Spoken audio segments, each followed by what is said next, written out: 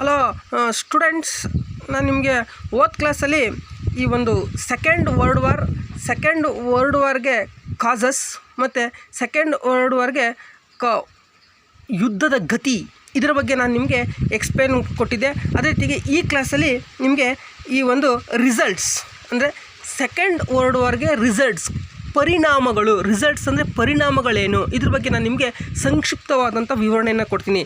ಈ ಒಂದು The Second World War was the most destructive of all the wars fought until when about 25 million people were killed and the 50 million were disabled. The millions of people later died and disease. There was a large scale distinctions of houses, the industrials and communication and transport system. The distinctions of agricultural land led to the shortage of food. After the war, most of the countries faced the problems the post-war reconstructions.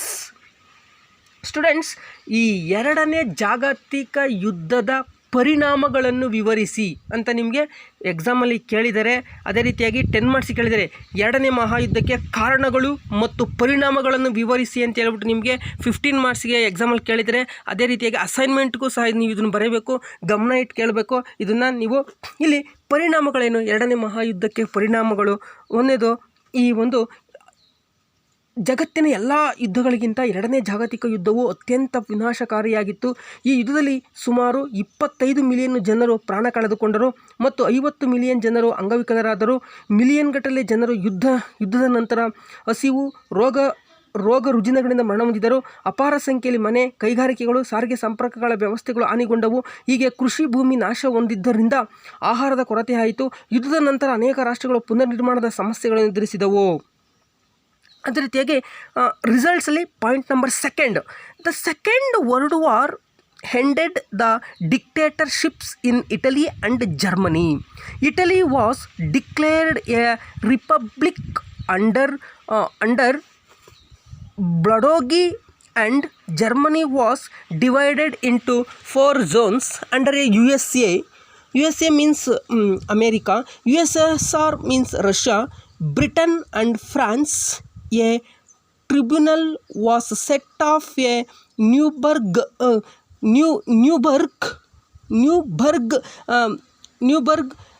conduct trial.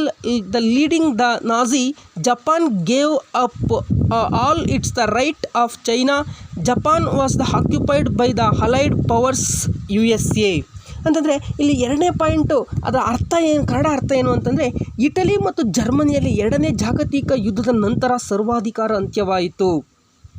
Italy ಮತ್ತು ಜರ್ಮನಿಯಲ್ಲಿ ಎರಡನೇ ಜಾಗತಿಕ ಯುದ್ಧದ ನಂತರ ಸರ್ವಾಧಿಕಾರ means dictatorship ಅಂತಕ್ಕಂಥದ್ದು ಅಂತ್ಯವಾಯಿತು. ಇಲ್ಲಿ ಬಡೋಗಿ ನೇತೃತ್ವದಲ್ಲಿ ಇಟಲಿಯನ್ನು ಗಣರಾಜ್ಯ ಎಂದು ಘೋಷಿಸಲಾಯಿತು. ಫ್ರಾನ್ಸ್, ಬ್ರಿಟನ್, ರಷ್ಯಾ ಮತ್ತು ಅಮೆರಿಕ ಅಧೀನದಲ್ಲಿ ಜರ್ಮನಿಯನ್ನು 4 ವಲಯಗಳಾಗಿ ವಿಭಜಿಸಲಾಯಿತು. ನಾಜಿ ಪಕ್ಷದ ನಾಯಕರುಗಳನ್ನು ನ್ಯೂರಂಬರ್ಗ್ನಲ್ಲಿ ವಿಚಾರಣೆಗೊಳಪಡಿಸಲು ನ್ಯಾಯಾಲಯವನ್ನು ಸ್ಥಾಪಿಸಲಾಯಿತು.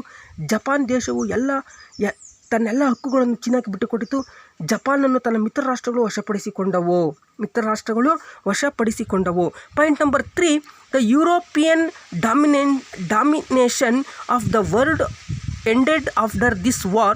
After the Second World War, USA and USSR emerged as 2 superpowers. Point number 3 ಚೆನ್ನಾಗಿ ಅರ್ಥ ಮಾಡ್ಕೊಬೇಕು. European domination of the world ended after this war. After the Second World War, USA and USSR emerged as the 2 superpowers. ಅಂತಂದರೆ ಇದರ ಅರ್ಥ ಏನು, ಯುದ್ಧದ ನಂತರ ಜಗತ್ತಿನಲ್ಲಿ ಯುರೋಪಿನ ಪ್ರಭುತ್ವ ಕೊನೆಗೊಂಡಿತ್ತು. ಎರಡನೇ ಜಾಗತಿಕ ಯುದ್ಧದ ನಂತರ USA ಮತ್ತು USSR ಶಕ್ತಿಶಾಲಿ ರಾಷ್ಟ್ರಗಳಾಗಿ ಹೊರಹೊಮ್ಮಿದವು. Point number 4, between a USA and USSR increased after the war. This led to what known as the Cold War. The rivalry and these two superpowers has been the most important to future the international relations. 1945 as a result, world peace was the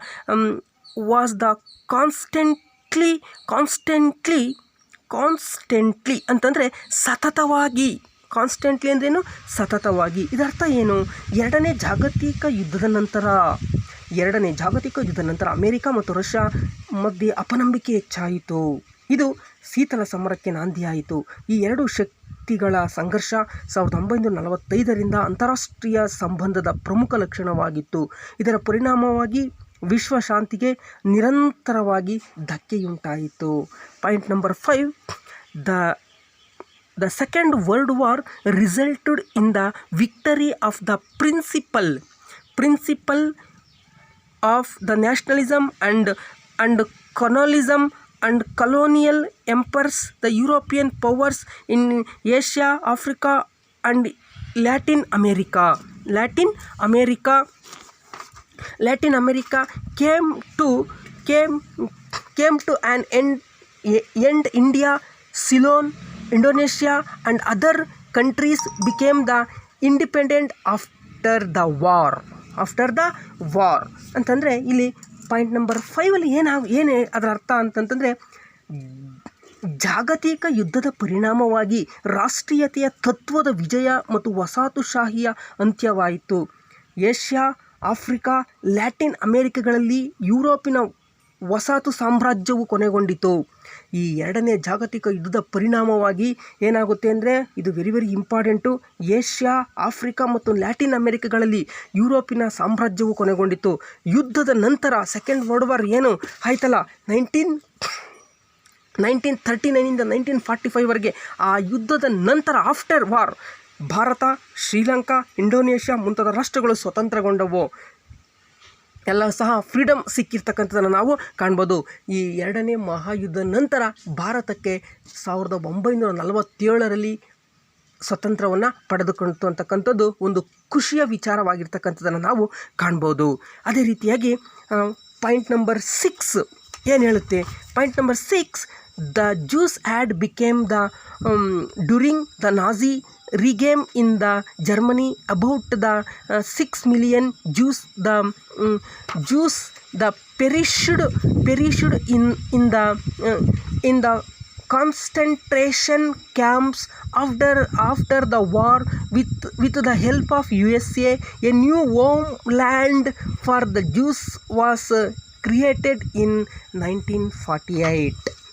ಅಂದರೆ ಇಲ್ಲಿ ಏನು ಹೇಳುತ್ತೆ point number 6, Germany ಆಳ್ವಿಕೆಯ ಸಮಯದಲ್ಲಿ ಯಹೂದಿಗಳು ನಿರ್ಗತಿಕರಾದರು. ಯಾಕೆ ನಿರ್ಗತಿಕರಾದರು ಯಹೂದಿಗಳು ಅಂತಂತಂದರೆ, ಸಂಪೂರ್ಣವಾಗಿ ಜರ್ಮನಿಯಲ್ಲಿ ಯಹೂದಿಗಳು ಅಂತಕ್ಕಂಥ ಒಂದು ಜನಾಂಗ ಇತ್ತು. ಅವುಗಳನ್ನು ಹಿಟ್ಲರು ನಿರ್ದಯವಾಗಿ ಸಾವಿರಾರು ಲಕ್ಷಾಂತರ ಯಹೂದಿಗಳನ್ನು ಕೊಂದು ಹಾಕ್ಬಿಡ್ತಾನೆ. ಅದಕ್ಕಾಗಿ ಅವರು ನಿರ್ಗತಿಕರಾಗುತ್ತಾರೆ. ಯಾತನಾ ಶಿಬಿರದಲ್ಲಿ ಸುಮಾರು 6 ಮಿಲಿಯನ್ ಯಹೂದಿಗಳು ನಾಶವಾದರು. ಯುದ್ಧದ ನಂತರ ಅಮೆರಿಕ ಸಹಾಯದಿಂದ ಯಹೂದಿಗಳಿಗಾಗಿ ಒಂದು ಹೊಸ ಮೂಲ ನೆಲೆಯನ್ನು ಇಸ್ರೇಲ್ 1948ರಲ್ಲಿ ಸ್ಥಾಪಿಸಲಾಯಿತು. ಇಸ್ರೇಲ್ ಅಂತಕ್ಕಂಥ ಒಂದು ಹೊಸ ದೇಶವನ್ನು 1948 ಸ್ಥಾಪಿಸಲಾಯಿತು. ಅದಕ್ಕೆ ಸ್ಥಾಪಿಸುವುದಕ್ಕೆ ಎಲ್ಲ ರೀತಿಯಾಗಿರ್ತಕ್ಕಂತಹ ಸಹಕಾರವನ್ನು ಕೊಟ್ಟಂತಹವ್ರು ಯಾರು ಅಂತಂತಂದರೆ ಈ ಒಂದು ಅಮೇರಿಕಾ. ಆ ದೇಶ ಯಾವುದು ಅಂತಂತಂದರೆ ಇಸ್ರೇಲ್ ದೇಶ ಅಂತಕ್ಕಂಥದ್ದು. ಇದು ವೆರಿ ವೆರಿ ಇಂಪಾರ್ಟೆಂಟು, ನೀವು ಮೈಂಡಲ್ಲಿ ಇಟ್ಕೊಂಡಿರಬೇಕು. ನೆಕ್ಸ್ಟು ಪಾಯಿಂಟ್ ನಂಬರ್ 7 ಏನು ಹೇಳುತ್ತೆ?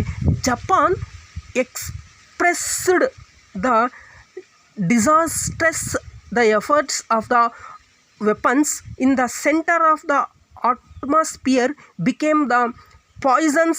Most of the newborn children suffered from the deformities. Students, ಈ ಪಾಯಿಂಟ್ ನಂಬರ್ 7, ಅಣುಬಾಂಬುಗಳಿಂದ ಜಪಾನ್ ವಿನಾಶಕಾರಿ ಪರಿಣಾಮಗಳನ್ನು ಅನುಭವಿಸಿತು. ಅಣುಬಾಂಬುಗಳಿಂದ ಅಣುಬಾಂಬುಗಳಿಂದ ಜಪಾನು ವಿನಾಶಕಾರಿ ಪರಿಣಾಮಗಳಿಂದ ಅನುಭವಿಸಿತು. ಇಡೀ ವಾತಾವರಣ ವಿಷಾವೃತವಾಯಿತು. ಅನೇಕ ನವಜಾತ ಶಿಶುಗಳು ರೋಗ ರುಜಿನಗಳಿಗೆ ಅಂಗವಿಕಲರಾದರು.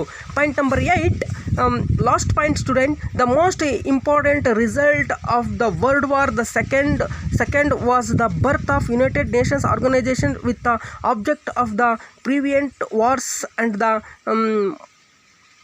Maintaining peace in the future.